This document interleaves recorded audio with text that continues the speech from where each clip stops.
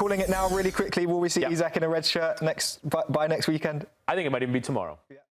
I mean, you look there, it's only 5 shots in total, but it's an interesting game to analyze. I thought in the first 35 minutes, Newcastle were well on top. They didn't take their chances. They didn't have a striker up front. More on that later, but they didn't have anyone to take those chances. They were created. They were dominant. Liverpool get the goal. They get the second. You're thinking, all right, they cruise to victory from here, but they didn't. Even down to 10 men, even after that terrible red card from Anthony Gordon, Newcastle were fantastic in the game, making it 2-2. But like you say, this is just kind of the Liverpool DNA. They've done this for years now. They did it in the Klopp era when they were going with Manchester City to go and win those Premier Leagues. When they won the Premier League, they just always seem to find a way at the end of games. Even when I think there was a lot to critique from their performance today, but they still found a way. And it's the teenager that gets the goal. Liam, you actually had the chance to speak to Rio Ngumoha.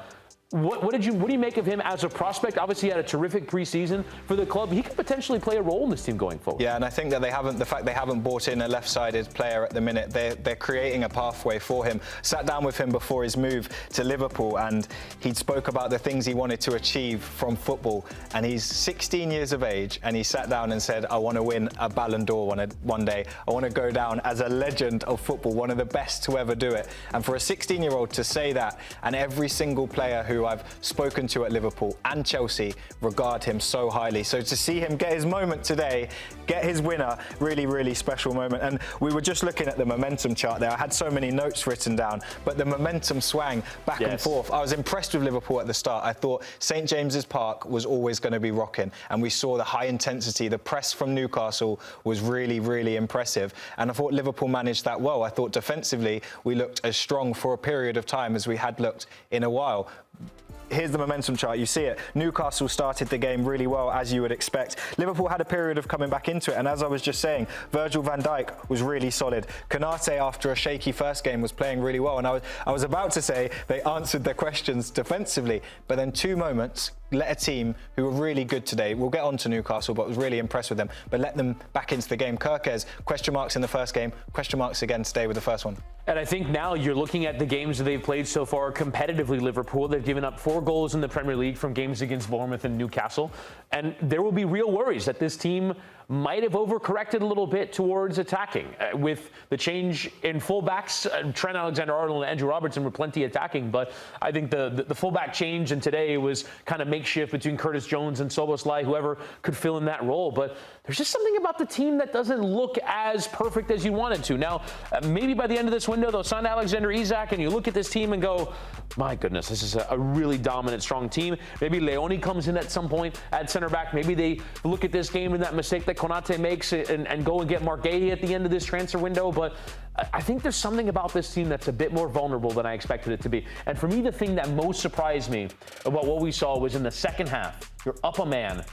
And you kept saying it. They can't keep the ball. They can't keep the ball. They look like they're the team with 10 men. That was the thing that surprised me, that in possession, they couldn't do enough to slow down the waves and waves of attack from Newcastle. We know what Newcastle like to do. They're so physically imposing, but Liverpool were unable to play through them up a man for almost the entirety of the second half. And that is what would worry me on top of the defensive issues. So it has not been a perfect start, but it is still a perfect start in terms of the points return with 6 points from 6. Yeah, I think people can't underestimate the power of St James's Park, and Newcastle today answered a lot of questions, and the Newcastle fans, I think, will be really happy with the emotion, the commitment that their team showed. But it's a tough way to lose, though. It's a tough way to lose. And undeserved too. But on Liverpool and the defensive issues, we spoke about it. We were sat here for the second goal, and the defensive line was so high up the pitch. You're defending a lead. You've got Elanga, one of the quickest players on the pitch. You've got a Newcastle team with nothing to lose at that stage, and next time they had a free kick, Liverpool dropped 5-10 yards back. So still some things for Slot to work out, and I think defensively we've been unlucky. But for Newcastle today, we'll get on to Isak shortly, but they're struggling to find goals. Gordon, we've seen him do some rash moments, and he'll feel really bad at that tackle and that red card, because he's put his team backs against the wall. But when you've got a front three of Barnes, Gordon, Elanga, I don't think between them they scored more than 10 goals each in the Premier League last season. And we saw in that first half, great balls into the box. They really needed a 9 in there. Yeah, some of those low crosses as well. I think you can understand in this game what they would try and get, particularly from that front 6. And it's just pure physicality. They made life uncomfortable for Liverpool. The crowd got behind them, and they just went and went and went again at their opposition. And you can see when it works well for Newcastle, when they go at their opposition and they have that physical, imposing presence. We saw it in the Carabao Cup when they comprehensively got through the semi-final against Arsenal, when they won the final as well. You see a team that knows exactly what they want to be in the biggest moments. Difficult to play through, and we're playing Newcastle today. I think that's the feeling that Eddie Howe wants to create. And they have recruited very well towards that identity. But today, the 5 players that surrounded the man up front were there to create chances. We're there to press and win the ball. And the fullbacks got forward and created really good chances. Kieran Trippier down the left side and Livramento down the left. The midfield was on it. But there was just one thing missing. And he's already in the squad. It's Alexander Isak. The question is, if he does indeed go, which I am presuming that he will, and honestly, I wouldn't be surprised if we wake up tomorrow morning, and we'll talk about it, but I wouldn't be surprised if we wake up tomorrow morning and Fabrizio Romano says, here we go to Liverpool, it's over. And they just needed to get through this game and this occasion. But they need to find someone who can do that, because I think today they played with legs and they played with energy, but they didn't have someone to clinically take the chances up front. That's what they were missing, and that's why ultimately they didn't win this. We see here Liverpool with less XG, but it was the quality of the finishes that counted. A word on Osula. He gave it the "you can't see me" celebration from WWE. He was giving it, and I think he'll feel like he's proven a point today. There's going to be, without Gordon for the next game, he's gone and got his goal, and there could be a number 9 shot up for grabs. You've mentioned there, if Isak goes, they're going to need to get someone else in, but a good moment for him. I think the thing I was most impressed with by Newcastle today was that team looked so together. Yes.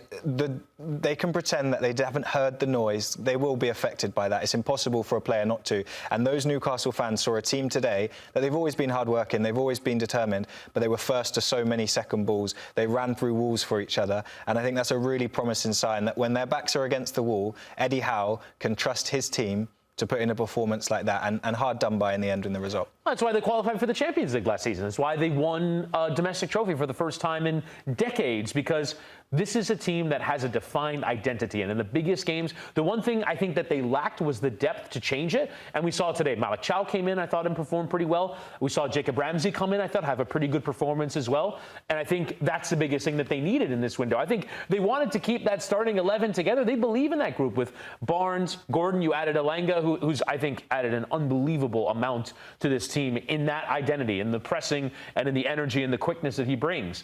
But I think they wanted to keep that team and then add to it. And the problem is that the Isak thing has completely changed the plans. There are some links today with Newcastle and Jørgen Strand Larsen, the Wolves striker. They're going to need to get someone. But to your point, maybe it is Osula. Maybe the answer is in-house, because he came in and scored a brilliant goal. Maybe that'll give him some confidence to, at the very least, compete for the job and prove that he should be in the consideration, when I think a lot of people have discarded him as a potential player that could be in that role. But I think still that Isak hole is a big one up front for Newcastle. Let's look at Alexander Isak. So he reportedly asked to leave in the summer after contract talks. He then didn't play in pre-season as the Liverpool momentum, the Liverpool transfer mill started to grow and grow and grow. He then issues a statement saying that relationships can't continue between him and the club. The club clapped back pretty much instantly and say Isak remains under contract. Chris, this is going on and on. We're getting closer and closer to the transfer deadline day, and we're still none the wiser. Yeah, and I think a lot of fans of both teams, a lot of people that have observed this are just kind of waiting for this to be over. But those are, I think, the feelings that sometimes put clubs under pressure. It's why Newcastle, despite having a player under contract for 3 years, all they do is answer questions about it. You mentioned it today, that sort of feeling of, well, this guy is saying that we want to move on, or I want to move on to maybe a bigger and better team, can motivate the team. It's this factor that's around. I think there is this desire for human beings and for football clubs to just kind of rid yourself of the problem by any means necessary. I do kind of admire Newcastle's willingness to deal with this for weeks and months, but at a certain point, there has to come a resolution. And I think it looks pretty likely to me at this point. And again, I don't have inside information. I want to pretend like I do. But it seems pretty likely to me at this point that they were kind of waiting for this game to be over, for Newcastle-Liverpool to be over, so that Alexander Isak is not making his debut at St. James's Park and getting the absolute abuse that he would have gotten had he done. And I think this transfer deal will get over the line by the end of this transfer window. I think he will be a Liverpool player. And I think that will open up all kinds of questions for both teams. Is this the best way that Liverpool should use the money that they have available to them? What happens to Newcastle now? Because they've swung and missed on a lot of their transfer targets. But I think it's only heading in one way. But as you say, it has been a long old time of us discussing this possibility and what it would mean for both clubs. I think the pressure that is being put under Eddie Howe, every press conference, Isak, what's happening? Right. It's not sustainable. I think it's going to detract from the performance of the team because there's so much so much being spoken around it. They need to come to a conclusion, and I think you're right. I think now this game's done, but with the window closing in not too many days, we could see it happen in a few days. I do think still there is a path back for Isak if it doesn't get done. If Liverpool don't meet that £150 million figure that Newcastle have been asking for, and I understand why they want that, because you look at their bench today, Osula comes on, who hasn't played a lot. There's not too many other options in that 9 position. So they want the value that they deem Isak to be worth. But in terms of the distraction and how long this has gone on, it needs to be resolved before the end of the window. And to your point about there maybe being a path out, I completely agree with you, because we've seen this before. We've seen this for decades in professional sports, where there are contract holdouts and you say everything you need to say in order to get what you want. And then if it doesn't happen, everyone kind of realizes it, because Newcastle know that they would be better today if Alexander Isak rejoined the team. And I think from a Liverpool perspective, I think that they can probably say that they've nailed the Ekitike signing. He's been a great player for them as well. Maybe they just say, you know what, maybe that price isn't worth it to us. But I still think that the most likely resolution will be that Liverpool go and get this player. And for Isak, I think he's done everything that you need to do, and I appreciate that it's ugly. And I think in some ways this is sort of a test of the desire of discomfort, right? This is about how uncomfortable do you want to get in order to get what you want. For Newcastle, it has completely subsumed their entire preseason. It's changed their transfer policy. It's changed how they're viewed as a club, as a destination, because I think some people have thought about going to Newcastle and they say, oh, maybe I won't because Isak's leaving. It has completely taken over everything that they've done, and yet they're still willing to get uncomfortable enough to, as you say, hang on to the asking price. Because I don't think that there's an individual player that they can go and get with the money that will replace what he does. They have to go out and get 2 and 3 players and Moneyball style replace him in the aggregate, because they don't have the money or the attraction to go and get. I don't even know who is that player out there in major European football. That is that striker. Maybe it's Lautaro Martinez or something like that. But it might be the equivalent amount of money that you have to go spend. I think that is such a difficult job for Newcastle now, and you can see all the things that they've swung and missed on. Joao Pedro, I think, was because of the change in hierarchy from everything that you read in here. James Trafford, Delap, Mbeumo, all the players that are going to Man United, they were linked with at some point. And you would think a club with the Public Investment Fund of Saudi Arabia's ownership, the money that they have with Champions League football to offer, they couldn't get players to come. And I think this saga is a big part of the reason why. Yeah, I think in a different way, if they'd have signed some of those players that they've gone in for, we would have seen this Isak move earlier in the window. But we're now at a point where they haven't got any of their targets in. They definitely need a target. So you can understand the position from the club as well. Right. And it's a difficult position to go into market into, because let's say they sell Isak tomorrow. On Wednesday, they'll call the club and be like, hey, can we have your striker? And they'll say, whatever you thought the asking price was, it's 20 million more. Because we know the money that you're sitting on now. And so it is the absolute position of leverage that Isak has destroyed here by only asking for one club. And you can still go to them and say, we're not letting him go for less than 130 million. You're still going to get your money. But you didn't have the bidding war of 2 teams playing off each other. So Isak has limited your leverage there. And then now, because it's run so late, they're going to re-enter the market, and the price that they're going to have to pay is probably going to be overpaying for a striker that isn't as good as Alexander Isak. It's a difficult spot to be in. Do you think for Liverpool, the form of Ekitike, 3 goals, 3 games, will that come into their decision whether they do increase that bid by the 20 to 30 million that Newcastle are after? I mean, look, let's also talk about Liverpool and their position right now in forward areas. They've gotten production out of Chiesa, which I think was a surprise for them.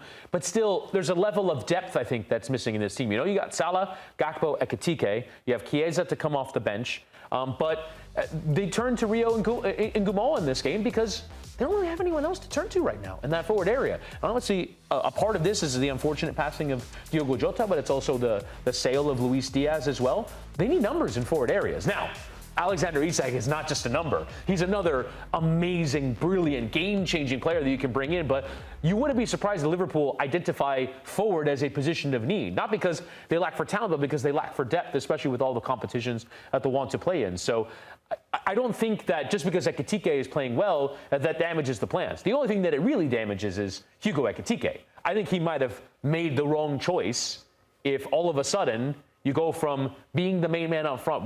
There was a thought when he was signed that he was going there to be the number one A1 starter in that center forward position or playing off the left, whatever you want to call it. Now he's got to compete for his job. He could have signed for other clubs, Newcastle among them, where he walks straight into the team. So his position at Liverpool changes, but I don't think the position of Liverpool is, well, because Ekitike is playing so well, we don't need Isak or we don't need another forward player. Any top club, especially the size of Liverpool, you expect to compete for your place to start on the weekend. So I think you're right with that one. But we'll be interested to see. You're calling it now really quickly. Will we see Isak in a red shirt by next weekend? I think it might even be tomorrow. Yeah, nice. Well, let's see. Hopefully we'll see a conclusion of the Isak saga.